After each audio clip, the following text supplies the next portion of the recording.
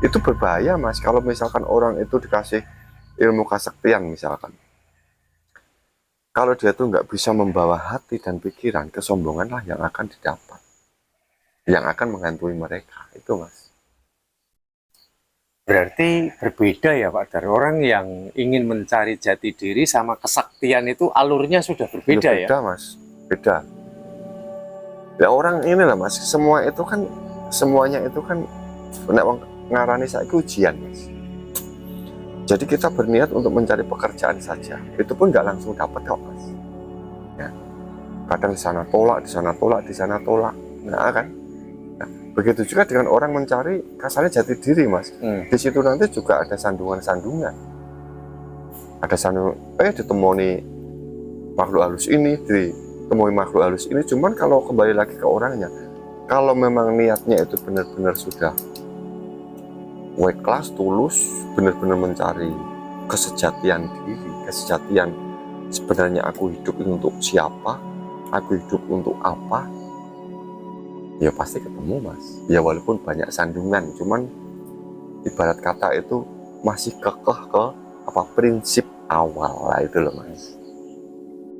Apa mungkin yang mencari kesaktian itu belum tentu memahami jati diri, dan yang mencari jati diri kalau sudah ketemu jati diri, kesaktian pun akan ikut semuanya, atau seperti apa pandangannya panjenengan?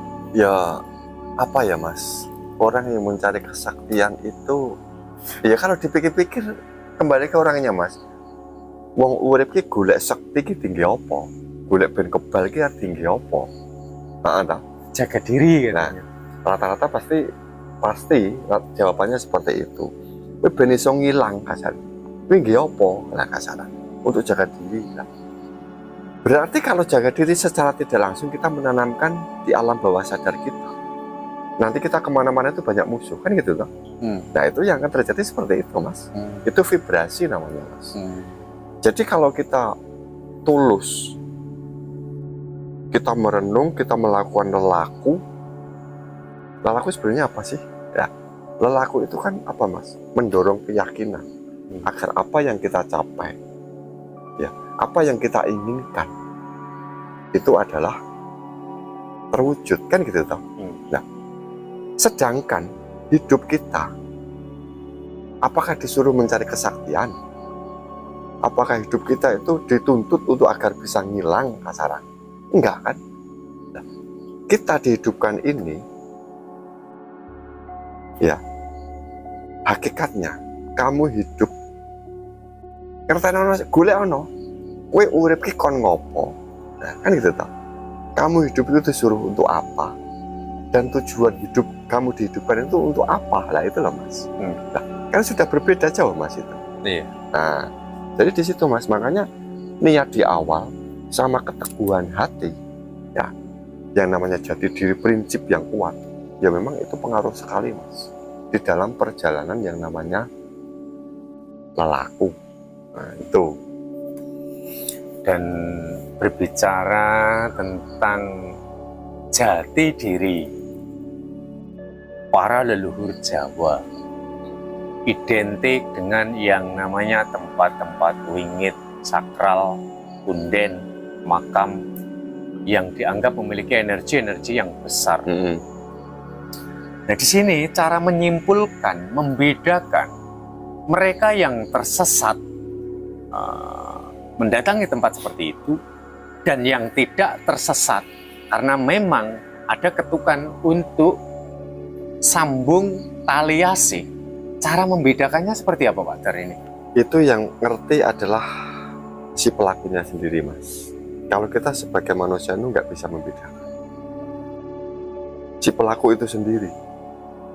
Jadi kan ada banyak orang sekarang ini rata-rata mencari tempat-tempat yang wingit, tempat-tempat yang di situ dipercayai bisa apa ya Mas, mengabulkan yang namanya membantu, mengabulkan yang namanya hajat ataupun keinginan ya.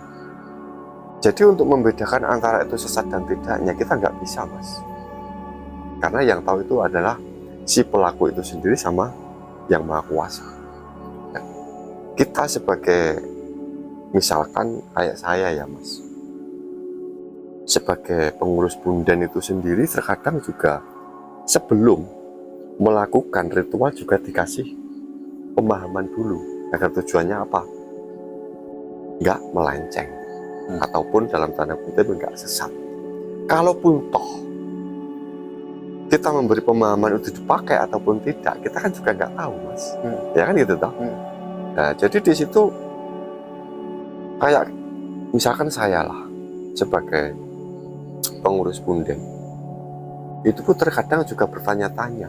Cuman mau bagaimana lagi, kita nggak berhak untuk memaksakan orang lain kan. Cuman kita bisanya, misalkan ada tamu, Pak atau Bu, di sini itu nanti metodenya seperti ini, jangan lupakan Tuhan, niatnya ke sini adalah silaturahmi, hanya minta apa? Doa restu, seperti itu Mas.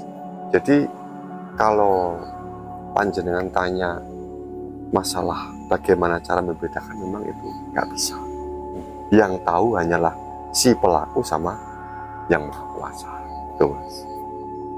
Dan maksudnya gini Pak Dar, jadi ketika si pelaku yang mau mendatangi pepunden supaya tidak tersesat, biar memiliki pemahaman gimana caranya saya mendatangi punden, udah dekat dengan mbahnya sing bau rekso di situ, tapi tidak tersesat. Dan cara yang tersesat itu yang seperti apa itu biar tahu sebelum melakukan melangkah yang lebih jauh agar tidak tersesat ya Mas. Iya. Ya ini punden, tempat keramat, di situ adalah mungkin ada yang bau rekso ya, ataupun yang nunggu ya Mas. Itu kan bisa dibilang leluhur kita Mas, orang-orang terdahulu ya, leluhur. Nah, kan? Nah, jadi saya tekankan kepada tamu ya, kepada pengunjung, anggaplah itu adalah leluhurmu ya, anggaplah itu adalah nenek moyangmu ya, karena pada hakikatnya kita itu nggak bisa hidup dalam tanda kutip apa Mas, nggak bisa hidup sendiri ya toh. Kita itu harus berkolaborasi sama siapa ya, sama penghuni alam ini, gitu loh Mas. Jadi dalam kita meminta ataupun ngalap berkah lah kasarnya, ya cukup hanya apa, kita meminta doa restu ya toh ya. Seperti halnya kita meminta doa restu kepada orang tua kita sama nenek kita. Misalkan ini, saya mau mencari pekerjaan atau melamar pekerjaan ya, ataupun mau mengerjakan sesuatu yang penting misalkan, otomatis kita kan mendatangi orang tua. Kalau masih hidup, otomatis kita mendatangi yang namanya kakek nenek kita ya, kalau masih hidup. Itu secara lahirnya ya Mas ya. Kita minta Pak atau Mbah, aku jaluk donga pangestune ya Mbah, saya minta doa restunya besok saya mau melamar kerjaan, mudah-mudahan diterima, kan gitu Mas. Begitu juga apa yang kita lakukan di tempat-tempat seperti itu, karena di situ ada energinya tinggi, yang kita ambil adalah energinya. Nah gitu Mas. Terus yang kedua, niat silaturahmi ya. Niat ibaratnya itu apa ya Mas, menanamkan ikatan batin ya, karena sesama ciptaan itu memang harus saling bantu-membantu ya. Jadi kita sendiri di saat kita meminta doa restu ataupun ngalap berkah di tempat-tempat seperti itu, kita juga jangan lupa Mas, jangan lupa apa? Jangan lupa budi. Kalaupun toh kita misalkan kita meyakini, oh ya aku minta doa restu neng punden ini misalkan, setelah saya melamar pekerjaan si Abi semuanya diterima misalkan, terus anggapannya kan wah berarti punden sini memang benar-benar mendoakan saya pun dikabulkan misalkan ya Mas, diyakini seperti itu ya. Kita harus apa Mas, membalas budi dalam artian apa, kita mendoakan kembali